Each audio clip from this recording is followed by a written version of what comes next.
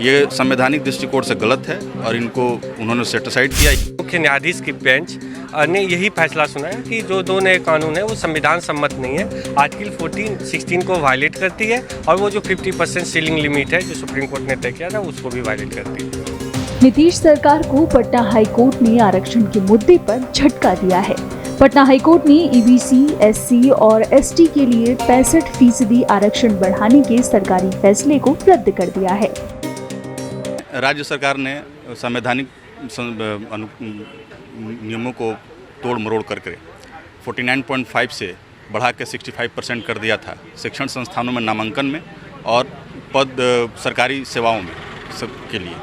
उसको इस पर बहस हुआ था, जिसको आज जजमेंट रिजर्व किया गया था। आज जजमेंट पर था केस। जजमेंट में ऑनरेबल डिवीजन बेंच, जिसको अध्यक्षता कर रहे थे ऑनरेबल चीफ जस्टिस के विनोद चंद्रन जी और हरीश कुमार सर थे उसमें, उनका ये हुआ कि भाई ये दोनों नोटिफिकेशन ये संवैधानिक दृष्टिकोण से गलत है और इनको उन्होंने सेटिसाइड किया, ये कहते हुए कि ये दोनों नोटिफिकेशन आर्टिकल 14, 15 और 21 के अगेंस्ट है। तो जो पहले का नियम है जो आरक्षण वो लागू रहेगा?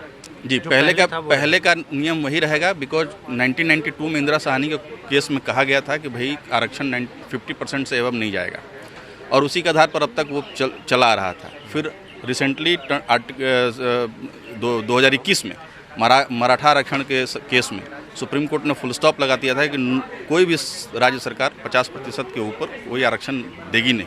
उसके बाद भी कास्ट बेस्ड सर्वे के आधार पर 65% कर दिया गया था बिहार सरकार के द्वारा, जिसको गलत पाते हुए कोर्ट ने इस चीज़ को सेटिसाइड कर दिया।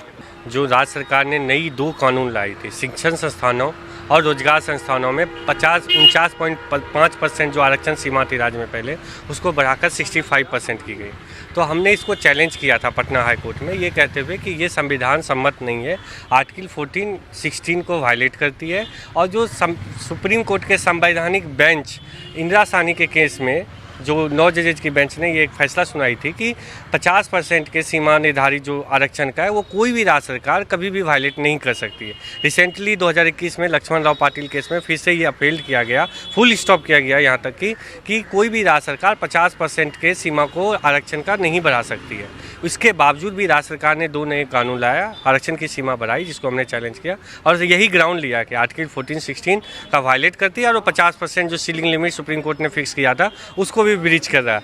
आज फैसले में भी मुख्य न्यायाधीश की बेंच ने यही फैसला सुनाया कि जो 2 नए कानून है वो संविधान सम्मत नहीं है, आर्टिकल 14-16 को वायलेट करती है और वो जो 50% सीलिंग लिमिट है जो सुप्रीम कोर्ट ने तय किया था उसको भी वायलेट करती है।